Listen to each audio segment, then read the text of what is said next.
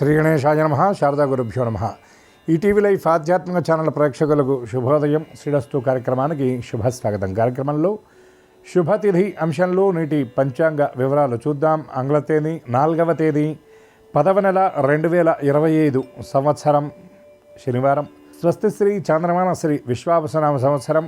దక్షిణాయనం శరదృతువు ఆశ్వయుజమాసం శుక్లపక్షం ద్వాదశి తిథి మధ్యాహ్నం 1:56 వరకు, అనంతరం త్రయోదశి. ధనిష్ఠ నక్షత్రం ఉదయం 7:02 వరకు, అనంతరం శతభిష నక్షత్రం. శుక్లయోగం సాయంత్రం 6:44 వరకు, అనంతరం గండయోగం. బాలవకరణం మధ్యాహ్నం 1:56 వరకు, అనంతరం కౌలవకరణం. ఇక నేటి వర్జ్యం మధ్యాహ్నం 2:10 నుండి 3:44 వరకు. నేటి దుర్ముహూర్తం ఉదయం 6:06 నుండి 7:41 వరకు. నేటి అమృత ఘడియలు రాత్రి 11:39 నుండి 1:14 వరకు. నేటి రాహుకాలం ఉదయం 9 గంటల నుండి 10:30 గంటల వరకు, యమగండం మధ్యాహ్నం 1:30 నుండి 3 గంటల వరకు. ఇక ఈనాటి విశేషం మధ్యాహ్నం వరకు ద్వాదశి ఉండి మధ్యాహ్నం తరువాత త్రయోదశి వస్తుంది. ఈరోజు శనివారం కనుక ఈ మధ్యాహ్నం తర్వాత వచ్చేటటువంటి శని త్రయోదశి చాలా విశేషమైంది. ఏలినాడు శనితో బాధపడుతున్నటువంటి వారు, జాతకంలో శని దోషం ఉన్నటువంటి వాళ్ళు మధ్యాహ్నం వరకు ఉపవసించి మధ్యాహ్నం తర్వాత శనైశ్వరుడికి పూజాధికాలు చక్కగా జరిపి వారు ఆ నిత్య భోజనాదులు కొనసాగించవచ్చు. అదేవిధంగా ప్రతి నెలలో వచ్చేటటువంటి అస్తమయ సమయంలో ఉన్నటువంటి త్రయోదశి తిథి ఉన్నటువంటి రోజుని ప్రదోష వ్రతంగా పరిగణిస్తారు కనుక ఈరోజు శుక్లపక్షంలో వచ్చినటువంటి ప్రదోష వ్రతం ఈరోజు. ఈ త్రయోదశి తిథి నాడు శనైశ్వరుడికి సంబంధించినటువంటి స్తోత్రపారాయణ ముఖ్యంగా చేయటం.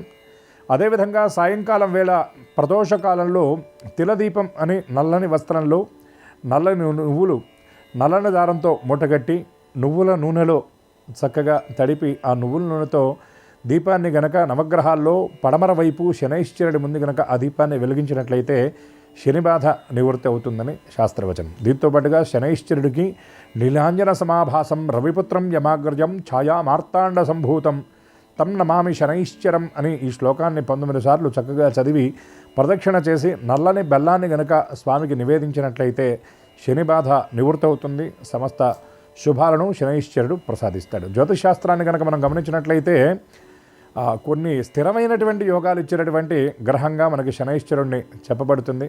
ఆ పేరే చాలా విశేషమైనది.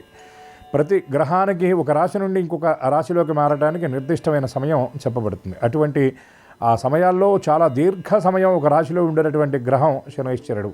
30 మాసాల పాటు అంటే 2.5 సంవత్సరాలు ఆయన ఒక రాశి నుండి ఇంకొక రాశికి మారడానికి సమయం పడుతుంది. కాబట్టి మందగతి అంటే నిదానంగా నడిచేటటువంటి వాడు, మృదుగతి, అదేవిధంగా శనైహి చరహ అంటే నిదానంగా ఆయన సంచారం చేసేటటువంటి వాడు కాబట్టి శనైశ్చరుడు అని ఆయనకి పేరు వచ్చింది. అటువంటి శని బాధ ఉన్నటువంటి వాడు ఈ శని త్రయోదశి నాడు శనైశ్వరుడికి సంబంధించినటువంటి పూజ జరపడంతో పాటు ప్రదోష వ్రతం కూడా ఈనాడు కనుక ఈశ్వరుడికి ఈ ప్రదోష వ్రత సందర్భంగా ఈశ్వర పరివారంలో ఆ సాక్షాత్తు ఈశ్వరాంశ సంభూతుడైనటువంటి నందీశ్వరుడికి చక్కగా ఆ అభిషేకాన్ని జరిపించి స్వామికి ఉపచారాలు చేసి అదేవిధంగా ఈశ్వరుడికి కూడా అభిషేకాన్ని జరిపి ఆ హారతినిచ్చి పూజాదిగాలు జరిపించినట్లయితే సమస్త శుభాలతో పాటు గ్రహదోష నివృత్తి అవుతుంది, పితృదోష నివృత్తి అవుతుందని కూడా శాస్త్రవచనం. అజ్ఞాత దోషాలు ఏవైతే ఉన్నాయో అంటే కారణం తెలియనటువంటి దోషాలన్నీ తొలగిపోతాయని శాస్త్రవచనం. అటువంటి శనైశ్వరుడి యొక్క దివ్యకృప, శంకరుడి యొక్క దివ్యకృప అందరికీ పరిపూర్ణంగా లభించాలని మనసారా ఆశిస్తూ స్వస్తి.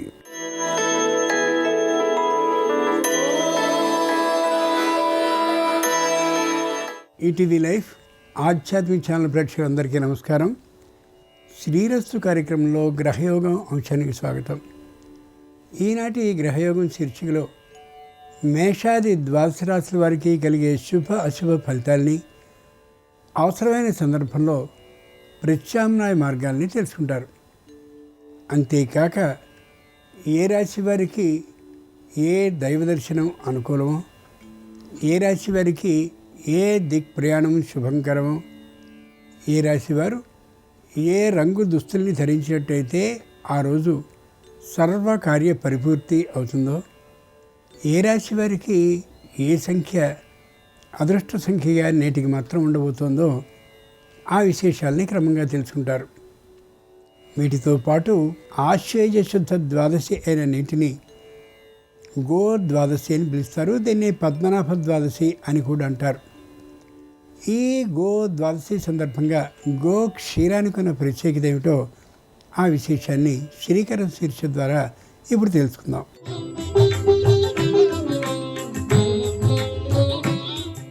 ఆవు పాలు ఎంతో పవిత్రమైనవి, ప్రశస్తమైనవి. తల్లిపాలలాగే ఆవు పాలు ఎంతో బలవర్ధకమైన ఆహారం. రోగ నిరోధక శక్తి ఆవు పాలలో ఉంటుంది. ఆవు పాల నుండి వచ్చే ఆవు నేతిని దేవామృతం అంటారు. మన సంప్రదాయంలోని పూర్వకాలంలో ఆవు పాలకు ప్రాముఖ్యం ఉంది.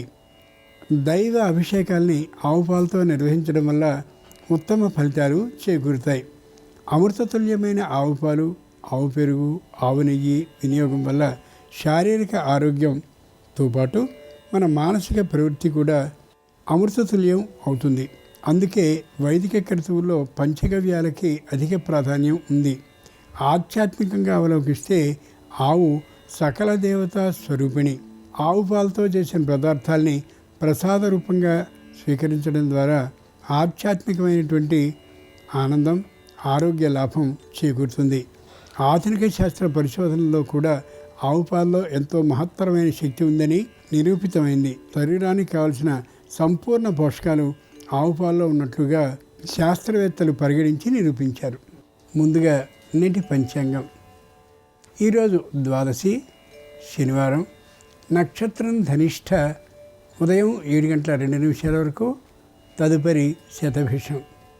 ఇక నేటి గ్రహస్థితిని పరిశీలించి చూస్తే మిథునంలో గురుడు, సింహంలో కేతు శుక్రుడు, కన్యలో రవి, తులలో రవి బుధుడు, రాహుచంద్రుడు కుంభంలో ఉంటే మీనంలో శని ఉన్నారు. ఈ తాత్కాలిక గ్రహస్థితి ఆధారంగా మేషాది ద్వాదశ రాశుల వారికి కలిగే శుభ అశుభ ఫలితాలని క్రమంగా పరిశీలించి తెలుసుకుందాం. ముందుగా మేషరాశి.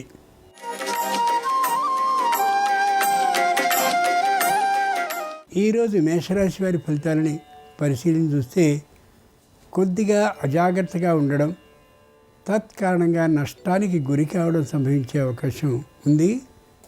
జాగ్రత్త పాటించి తీరాలి.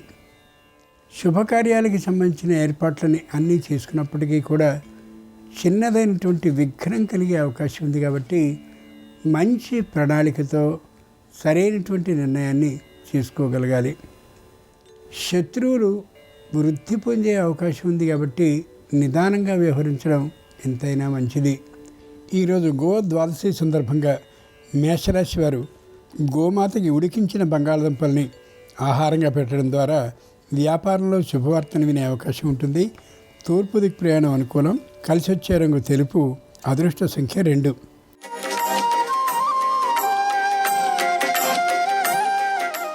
ఈరోజు వృషభ రాశి వారి ఫలితాలని పరిశీలన చూస్తే కుటుంబంలో ఐకమత్యం అంత గొప్పగా ఉండే అవకాశం ఉండకపోవచ్చు. ఎవరి మటుకు వారు పరిస్థితికి అనుగుణంగా నడుచుకునే తీరులో ఉంటారు తప్ప ఏక అభిప్రాయ సాధనతో ఉండే అవకాశం లేకపోవచ్చు. ప్రతి విషయంలోనూ తాత్కాలికమైనటువంటి సంశయం, భయం పడే అవకాశం ఉంది. కాబట్టి సరైనటువంటి ధర్మబద్ధమైన కార్యానికి మాత్రమే తలచూపడం, తల ఒగ్గడం చాలా మంచిది. ఈరోజు గోద్వాదశి సందర్భంగా వృషభ రాశి వారు ఆకుకూరల్ని గోవుకి ఆహారంగా సమర్పిస్తే ఆకస్మిక ధనలాభానికి అవకాశం ఉంటుంది. ఈశాన్య దిక్కు ప్రయాణం అనుకూలం. కలిసి వచ్చే రంగు ఎరుపు. అదృష్ట సంఖ్య 4.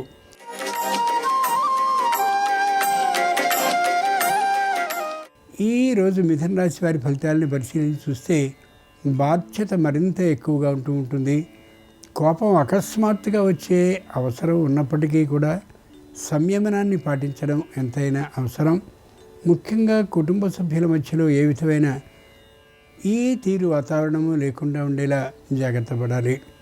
ఆర్థికమైనటువంటి ఆదాయం మధ్యమంగానే ఉంటుంది. ఖర్చులు మాత్రం మరి కాస్త ఎక్కువగా ఉండేలా ఉన్న కారణంగా ఆచితూచి ఖర్చు పెట్టడం చాలా మంచిది. ఈరోజు గో ద్వాదశి సందర్భంగా మిథున రాశి వారు గోవుకి తోటకూరని తినిపించినట్లయితే శుభవార్తను వినే అవకాశం ఉంటుంది. వృత్తిలో దక్షిణ దిక్కు ప్రయాణం అనుకూలం. కలిసి వచ్చే రంగు పసుపచ్చన. అదృష్ట సంఖ్య 9.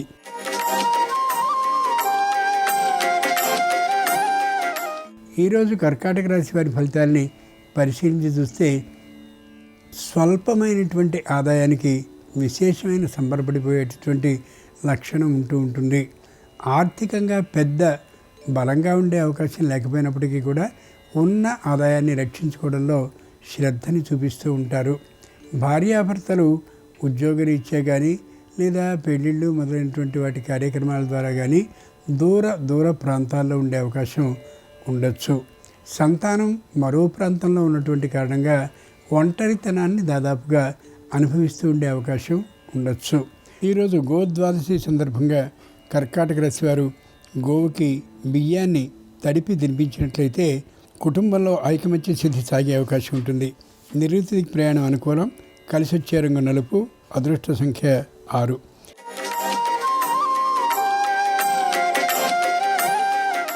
ఈరోజు సింహరాశి వారి ఫలితాలని పరిశీలించి చూస్తే ధైర్యంగా ఉంటారు. వృత్తిలో మంచి పేరు తెచ్చుకుంటారు. ఉద్యోగంలో మంచి కీర్తి ప్రతిష్టలు కలిగి ఉంటారు. కానీ ఆరోగ్యానికి సంబంధించిన పరిస్థితి మాత్రం సక్రమంగా ఉండే అవకాశం లేకపోవచ్చు. వివాహాది ప్రయత్నాలను చేద్దాం అనుకున్నప్పటికీ కూడా ఆరోగ్యానికి సంబంధించినటువంటి ఇబ్బందులు కలిగే అవకాశం ఉన్న కారణంగా దాదాపు వాయిదా పడే అవకాశం కూడా రావచ్చు. జాగ్రత్తగా ఉండనటువంటి పక్షంలో పశువులకి సంబంధించినటువంటి ఆరోగ్యం విషయంలో పాడి పరిశ్రమ చేస్తూ ఉండేటటువంటి వారు మరింత శ్రద్ధని వహించక తప్పదు. ఈరోజు గో ద్వాదశి సందర్భంగా సింహరాశి వారు పండ్ల ముక్కల్ని గోవులకి ఆహారంగా తినిపించినట్టయితే నూతన ఉద్యోగ ప్రాప్తి సూచన కలుగుతుంది. పశ్చిమ దిక్కు ప్రయాణం అనుకూలం. కలిసి వచ్చే రంగు నీలం. అదృష్ట సంఖ్య 7.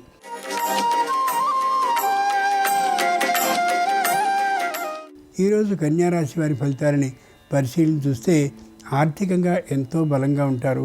పెద్దలైనటువంటి వాళ్ళు అన్ని రంగాల్లో ఉన్నటువంటి వారితోనూ విశేష పరిచయాలు ఏర్పడతాయి. ఒకసారి పరిచయం అంటూ అయినట్లయితే ఆ పరిచయం ఏమాత్రము ఇబ్బందికి గురి కాకుండా ఉండేలా నిరంతరం దాని మీద కృషి చేస్తూ ఉండడం కన్యా రాశి వారి లక్షణం. వైద్యులు అలాగే ఇంజనీర్లకి మంచి ఆదాయం వచ్చే అవకాశం ఉంది. ముఖ్యమైనటువంటి ప్రదేశాల్లో పై ఉద్యోగాలు కూడా లభించే అవకాశం ఉండొచ్చు. ఈరోజు గో ద్వాదశి సందర్భంగా కన్యారాశి వారు నువ్వుల్ని గోవుకి ఆహారంగా సమర్పించినట్టయితే నూతన ఉద్యోగంలో భద్రత సిద్ధించే అవకాశం ఉంటుంది. వాయువ్యదిక్ ప్రయాణం అనుకూలం. కలిసి వచ్చే రంగు ఆకుపచ్చన. అదృష్ట సంఖ్య 8.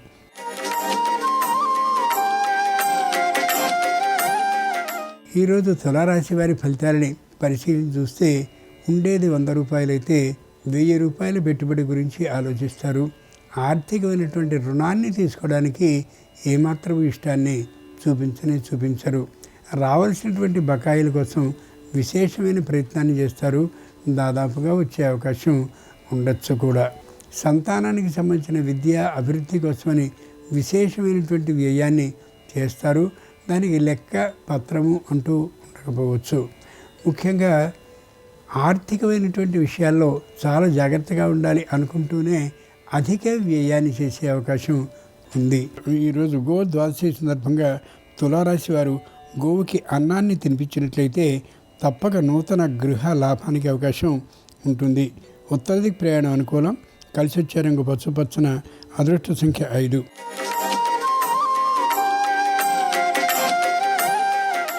ఈరోజు వృశ్చిక రాశి వారి ఫలితాలని పరిశీలన చూస్తే జరిగినటువంటి వ్యాపారం, జరిగినటువంటి జీవితం ద్వారా కొత్తమైనటువంటి అనుభవాల్ని పొంది చాలా జాగ్రత్తగా వ్యవహరిస్తారు. ఆర్థికమైనటువంటి స్థితి మధ్యమంగా ఉన్నప్పటికీ కూడా చాలా జాగ్రత్తగా జీవితాన్ని నడుపుతూ కనిపిస్తారు. ఇంటికి సంబంధించిన మరమ్మతులన్నింటినీ కూడా స్వయంగానే చేసుకుంటారు తప్ప వారికి సంబంధించిన మనుషుల్ని పెట్టి ఎక్కువ ఖర్చు చేసే స్థితి ఉండదు. ఇష్టము అనిపించకపోవచ్చు. నూతనంగా వివాహమైనటువంటి కారణంగా సంతానానికి ఎదురు చూస్తూ ఉంటారు. ఈరోజు గో ద్వాదశి సందర్భంగా గోమాతకి నెయ్యి కలపని పిండి వంటల్ని ఆహారంగా సమర్పించినట్టయితే నూతన భూ లాభానికి అవకాశం ఉంటుంది. ఉత్తర దిక్కు ప్రయాణం అనుకూలం. కలిసి వచ్చే రంగు నలుపు. అదృష్ట సంఖ్య 8.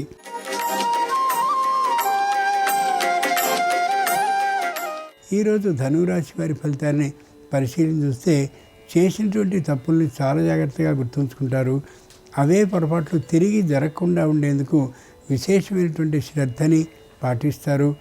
దూరపార ప్రయాణాలను చేయడానికి ఏమాత్రము ఇష్టము ఉండదు. శారీరకంగా సహకారం లేకపోయేటటువంటి కారణంగా బంధుమిత్రుల రాకపోకల్ని ఇష్టంగా తీసుకుంటారు, కానీ కుటుంబానికి సంబంధించిన విశేషాలని వారికి చెప్పడం ఏమాత్రం ఇష్టం లేకుండా ఉంటారు. అది చెప్పుకోదగ్గటువంటి విషయమే. ఈరోజు గో ద్వాదశి సందర్భంగా ధనురాశి వారు ఉడికించిన పప్పు ధాన్యాలని గోవుకి ఆహారంగా సమర్పించినట్టయితే భూ లాభానికి అవకాశం ఉంటుంది. ఉత్తర దిక్కు ప్రయాణం అనుకూలం. కలిసి వచ్చే రంగు తెలుపు. అదృష్ట సంఖ్య 3.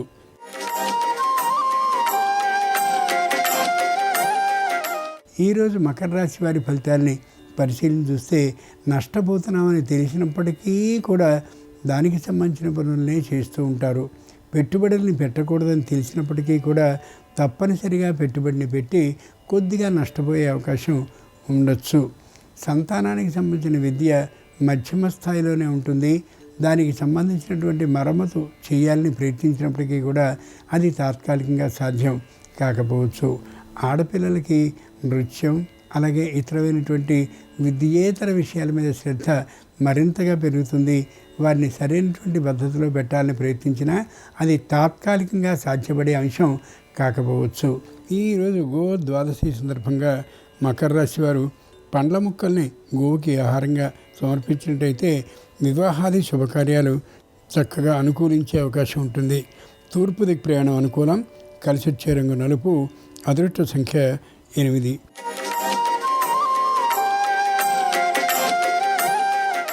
ఈరోజు కుంభరాశి వారి ఫలితాలని పరిశీలన చూస్తే ప్రతి విషయాన్ని కూడా ఆలోచించకుండా ప్రారంభిస్తారు. మధ్యలోకి వచ్చిన తర్వాత విఘ్నం కలగగానే ఒకసారి దాని గురించినటువంటి శ్రద్ధని పాటిస్తారు. ముఖ్యంగా సంతానంలో అందరూ కూడా ఒకే చోట ఉండాలనేటువంటి నిర్ణయానికి కట్టుబడి ఉన్నప్పటికీ 1-2 వ్యతిరేక ఉదాహరణలు కలిగే అవకాశం ఉండొచ్చు. భూమికి సంబంధించిన వ్యవసాయానికి సంబంధించిన ఆదాయాలు విశేషంగా వచ్చే అవకాశం ఉంది. అవకాశంతో పాటు మరమ్మతులు చేయించుకోవాల్సినటువంటి అవసరం కూడా ఉండొచ్చు. సరైనటువంటి కాలంలో చేయించడం వల్ల విశేష లాభాలు వస్తాయనే అర్థాన్ని గుర్తుంచుకోగలగాలి. ఈరోజు గో ద్వాదశి సందర్భంగా కుంభరాశి వారు ఆవులకి కుడితిని సమర్పించినట్లయితే తప్పక ఆగిన పనుల్లో శీఘ్రమైన కదలిక ఆర్థిక లాభంతో పాటు కలుగుతుంది. ఈశాన్య దిక్కు ప్రయాణం అనుకూలం. కలిసి వచ్చే రంగు ఎరుపు. అదృష్ట సంఖ్య 1.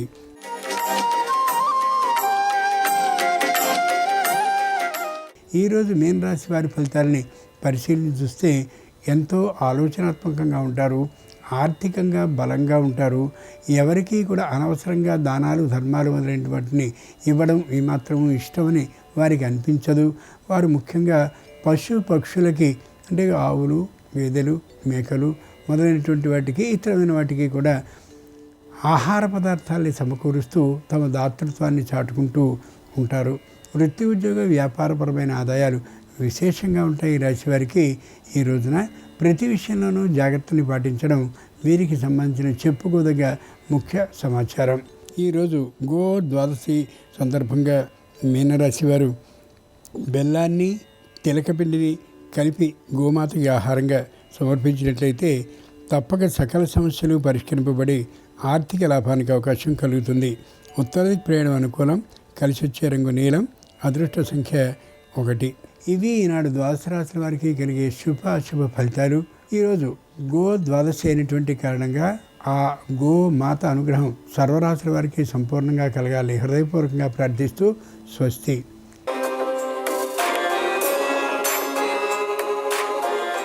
నమస్కారం. ఈరోజు గోవత్స ద్వాదశి, శని త్రయోదశి. ఈ సందర్భంగా ఎలాంటి ప్రత్యేకమైన విధి విధానాలు పాటిస్తే మనోభీష్టాలన్నీ సులభంగా నెరవేర్చుకోవచ్చు, జాతకపరంగా రాశిపరంగా ఉన్న శని దోషాల తీవ్రతను తగ్గింపజేసుకోవచ్చు, నేటి శుభం లాభం అనే శీర్షికను పరిశీలిద్దాం. ప్రధానంగా ఈరోజు సూర్యోదయానికి ద్వాదశి తిథి ఉంది కాబట్టి ఆశ్వీజ శుక్ల ద్వాదశి, దీన్ని గోవత్స ద్వాదశి అనే పేరుతో పిలుస్తారు. అంటే ఈరోజు దగ్గరలో ఉన్నటువంటి గోశాల దగ్గరకు వెళ్ళి దూడతో కలిసి ఉన్నటువంటి గోవును పూజించటం, దూడతో కలిసి ఉన్న గోవుకు ఆహారం తినిపించడం చేయాలి. అలా వీలు కాని పక్షంలో మీ గృహంలోనే పూజా మందిరంలో ఆవు దూడ ఉన్నటువంటి బొమ్మను ఏర్పాటు చేసుకోవాలి. ఆ ఆవు దూడ బొమ్మ దగ్గర ప్రమిదలో ఆవు నెయ్యి పోసి దీపాన్ని వెలిగించాలి. తెల్లటి పుష్పాలతో ఆవు దూడ బొమ్మకు పూజ చేస్తూ ఓం సురభ్యై నమః అనే మంత్రాన్ని 21 సార్లు పఠించాలి. తీపి పదార్థాలు నైవేద్యంగా సమర్పించి వాటిని ప్రసాదంగా స్వీకరించాలి. అలాగే మీ మనస్సులో ఏదైనా అభీష్టం ఉన్నట్లయితే ఆ అభీష్టాన్ని ఒక తెల్ల కాగితం మీద రాసి ఆవు దూడ బొమ్మ దగ్గర ఉంచి పూజ పూర్తయిపోయిన తర్వాత ఆ తెల్ల కాగితాన్ని దగ్గరలో ఉన్నటువంటి దేవతా వృక్షం అంటే రావి చెట్టు, మర్రి చెట్టు, వేప చెట్టు ఇలాంటి దేవతా వృక్షం సమీపంలో ఉంచి రావాలి. ఇలా చేస్తే సకల దేవతా స్వరూపమైన గోమాత అనుగ్రహం వల్ల మీ మనస్సులో ఉన్నటువంటి అభీష్టం తొందరగా నెరవేరుతుంది. గోవత్స ద్వాదశి సందర్భంగా గోశాలకు వెళ్ళి ఆవు దూడకు ఆహారం తినిపించలేని వాళ్ళు, గోశాలలో ఆవు దూడకు కలిపి ప్రదక్షిణలు చేయలేని వాళ్ళు ఇలా గృహంలోనే ఆవు దూడ బొమ్మకు పూజ చేయండి. సమస్త శుభాలను సిద్ధింపజేసుకోండి. సాయంకాలానికి త్రయోదశి తిథి వచ్చింది. శనివారం త్రయోదశితో కలిసి వచ్చింది కాబట్టి శని త్రయోదశి కూడా అయింది. శని త్రయోదశి ప్రదోష సమయంలో ఉంది. ఏ రోజైతే శని త్రయోదశి ప్రదోష సమయంలో ఉంటుందో ఆ సమయాన్ని శని త్రయోదశి పర్వము అనే పేరుతో పిలుస్తారని జ్యోతిష శాస్త్ర గ్రంథాల్లో చెప్పారు. చాలా శక్తివంతమైన సమయం. ప్రదోష కాలంలో త్రయోదశి శనివారం కలిసి వచ్చినాయి కాబట్టి ప్రదోష కాలంలో నల్ల నువ్వులు కలిపినటువంటి పాలతో కానీ నల్ల నువ్వులు కలిపినటువంటి నీటితో కానీ శివాభిషేకం చేసినట్లయితే జాతకపరమైన శని దోషాలు, రాశిపరంగా ఉన్న శని దోషాల నుంచి సంపూర్ణంగా బయటపడవచ్చు. అందుకే ప్రదోష కాలంలో శివాలయానికి వెళ్ళి నవగ్రహాలకు ప్రదక్షిణలు చేయటం, శని విగ్రహానికి నువ్వుల నూనెతో అభిషేకం చేయటం, అలాగే శివాలయంలో ప్రదక్షిణలు చేయటం, శివదర్శనం చేసుకోవటం ద్వారా ప్రదోష కాలంలో శని త్రయోదశి సందర్భంగా సంపూర్ణంగా శనిదోష తీవ్రతను తగ్గింపజేసుకొని సమస్త శుభాలను సిద్ధింపజేసుకోవచ్చు. గోవత్స ద్వాదశి శని త్రయోదశి సందర్భంగా ఈ విధి విధానాలు పాటించి శని దోషాలు తొలగింపజేసుకోవడంతో పాటుగా మనస్సులో ఉన్న అభీష్టాలు తొందరగా నెరవేర్చుకోండి. అలాగే త్వరగా జీవితంలో బంగారం కొనుక్కునే యోగం లభించాలన్నా, చేజారిన బంగారాన్ని తిరిగి పొందాలన్నా ఎలాంటి సులభమైన శక్తివంతమైన పరిహారాలు పాటించాలో రేపటి శుభం లాభం అనే శీర్షికను పరిశీలిద్దాం. నమస్కారం. ఈ కార్యక్రమాన్ని తిరిగి చూడాలనుకుంటే www.youtube.com/ETV Life Spiritual లో చూడవచ్చు.